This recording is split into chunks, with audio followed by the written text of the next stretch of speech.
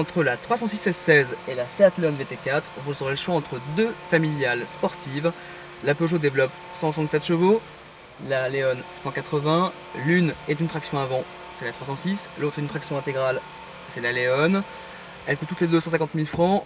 Celle-là est une 3 portes, la Leon une 5. Laquelle choisir? À vous de voir maintenant. Jusqu'à l'arrivée de la Seat Leon VT4, la Peugeot 306 S16 demeurait la seule sportive de sa catégorie à profiter d'une boîte de vitesse à 6 rapports. Oui, mais voilà, Seat a résolument choisi d'occuper le créneau des voitures sportives. Cela a déjà donné naissance à la série des Cupra. D'ailleurs, une Leon en reprendra l'appellation quand elle sera motorisée par un V6 de 204 chevaux. Pour l'heure, c'est la toute dernière Leon VT4 qui a retenu notre attention. 180 chevaux et une boîte à 6 rapports lui permettent de rivaliser avec les 167 chevaux de notre 306 S16 nationale. En plus, les deux coûtent sensiblement le même prix, 149 400 francs pour la Seat, 148 260 pour la Peugeot. Pas de doute, leurs conceptions respectives sont distantes, de 7 ans à peu près. Sur la Peugeot, les rides cachées à l'extérieur sont plus visibles à l'intérieur. Contrairement à la Seat qui, en plus de faire le plein d'équipement, n'en oublie pas d'être très correctement finie. La française ne peut en dire autant.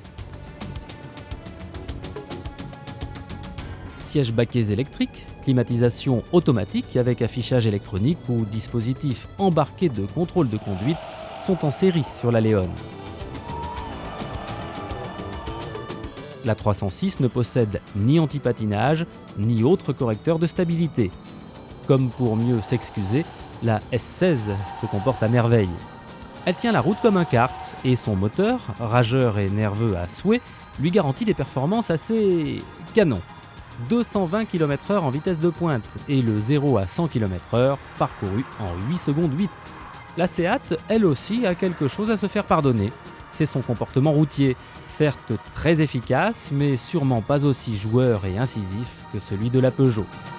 Qu'à cela ne tienne, la Leon se rattrape par son moteur, à la fois plus souple et plus puissant.